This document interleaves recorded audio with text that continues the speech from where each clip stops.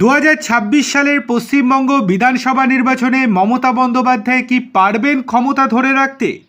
জ্যোতিষশাস্ত্রে তার রাশিফল এবং গ্রহের অবস্থান নিয়ে কী ইঙ্গিত পাওয়া যাচ্ছে, চলুন বিস্তারিত দেখে নেওয়া যাক। 2026 সালের পশ্চিমবঙ্গ বিধানসভা নির্বাচনকে ঘিরে ইতিমধ্যেই উত্তপ্ত হতে শুরু করেছে রাজ্য রাজনীতি।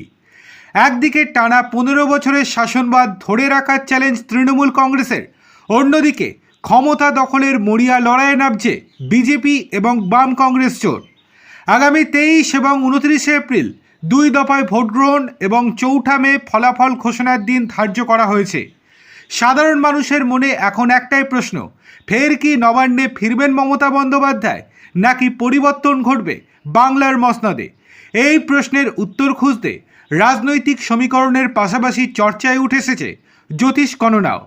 জনমত সমীক্ষাগুলির দিকে তাকালে দেখা যাচ্ছে বর্তমান পরিস্থিতিতে তৃণমূল কংগ্রেসেরই পাল্লা কিছুটা হলেও ভারী। আইএনএস ম্যাট্রাইজের সমীক্ষা অনুযায়ী তৃণমূল জোট 155 থেকে 170টি আসন পেতে পারে।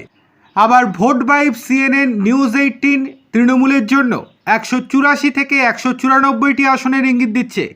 তবে রাজনৈতিক এই হিসেব নিকেশের বাইরে মমতা বন্দ্যোপাধ্যায়ের ব্যক্তিগত রাশিফল ও দলের প্রতিষ্ঠা লগ্নের কুষ্টি নিয়ে জ্যোতিষীদের মধ্যে মিশ্র মতামত দেখা দিচ্ছে। জ্যোতিষশাস্ত্রীয় বিশ্লেষণে দেখা যাচ্ছে মমতা বন্দ্যোপাধ্যায়ের জন্মছকে মিথুন লগ্ন এবং মকর রাশি। বর্তমানে তার কুষ্টিতে শনি ও বৃহস্পতির প্রভাব অত্যন্ত গুরুত্বপূর্ণ। কিছু জ্যোতিষীর মতে মমতা বন্দ্যোপাধ্যায়ের জন্মছকে সূর্য ও বুধের শক্তিশালী অবস্থান তাকে একজন দক্ষ কৌশলী ও অপ্রতিদ্বন্দ্বী জননেত্রী হিসেবে প্রতিষ্ঠিত করেছে।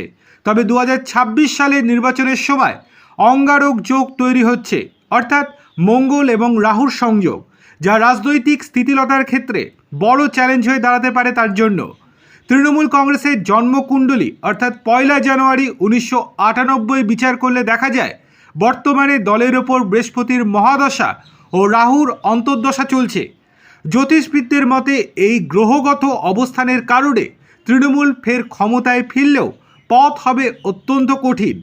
মীন রাশিতে শনির 7.5 প্রভাবের ফলে বিজেপির পক্ষ থেকে প্রবল প্রতিদ্বন্দ্বিতার মুখে পড়তে হতে পারে শাসক দলকে। অন্যদিকে শনি যেহেতু ন্যায়ের দেবতা এবং জনসাধারণের কারক, তাই শনির কুম্ভ থেকে মীন রাশিতে গমনের ফলে মমতার সরকারকে প্রশাসনিক চাপ ও জনগণের তীব্র স্ক্রুটিনির মুখোমুখি হতে হবে। তবে বিপরীত সুরও দেখা গিয়েছে কিছু ক্ষেত্রে।